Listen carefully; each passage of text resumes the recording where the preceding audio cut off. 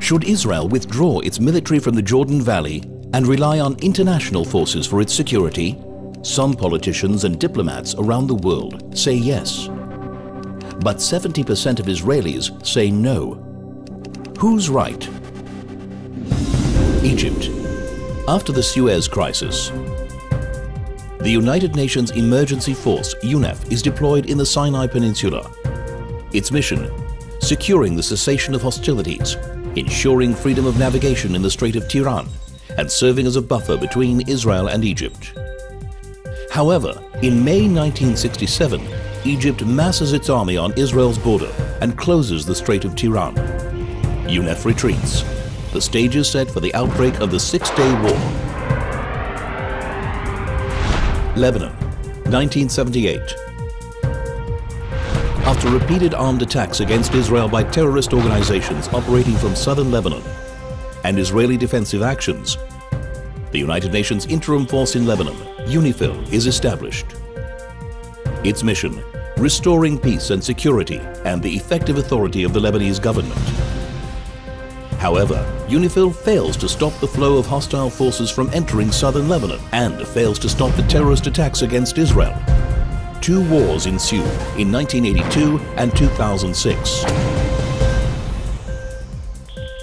In 2000, UNIFIL troops observe Hezbollah's cross-border attack on Israel and the kidnapping of 3 Israeli soldiers, but do nothing to stop the attack. In 1983, Iran orders Hezbollah to attack the multinational force in Beirut. 241 American servicemen and 58 French paratroopers are killed. The multinational force withdraws completely within 6 months. 2006.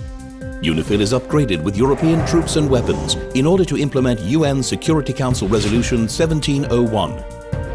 Its mission: to stop Hezbollah activity south of the Litani River and help implement a weapons embargo on the organization.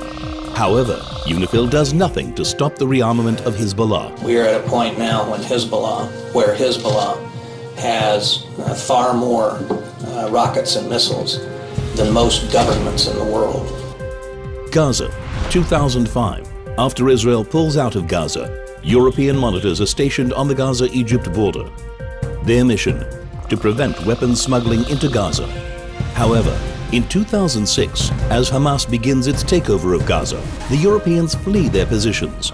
Iranian and Libyan weapons flow into the arsenals of Hamas, Islamic Jihad and Al-Qaeda affiliates and are fired at Israeli population centers. By June 2007, their operations are officially suspended.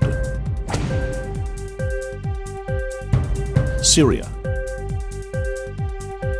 The United Nations Disengagement Observer Force, UNDOF, is established in the Golan Heights following the Yom Kippur War. Its mission: to maintain the ceasefire between Israel and Syria. However, in 2013, as the Syrian civil war intensifies, Austria, Croatia, India and the Philippines retreat. The repeated failure of international forces to maintain peace and security goes well beyond the Middle East. Peacekeeping forces from the US and Europe dispatched to Somalia, Bosnia and Rwanda have ultimately retreated when attacked, allowing a bloodbath to follow. Since 1967, the Jordan Rift Valley has served as a formidable geographic barrier, protecting Israel and the front line of its defense in the east. The Israeli army has been deployed along its steep slopes, thwarting terrorist infiltration and deterring potential attacks from hostile armies. This critical zone cannot be turned over to international forces that have consistently proven to be ineffective, unreliable, and quick to retreat from conflict zones. Israel's national ethos has always been one of self-reliance, and it has never requested that its allies shed their soldiers' blood for its defense. History leads us to the unmistakable conclusion: Israel must defend itself by itself.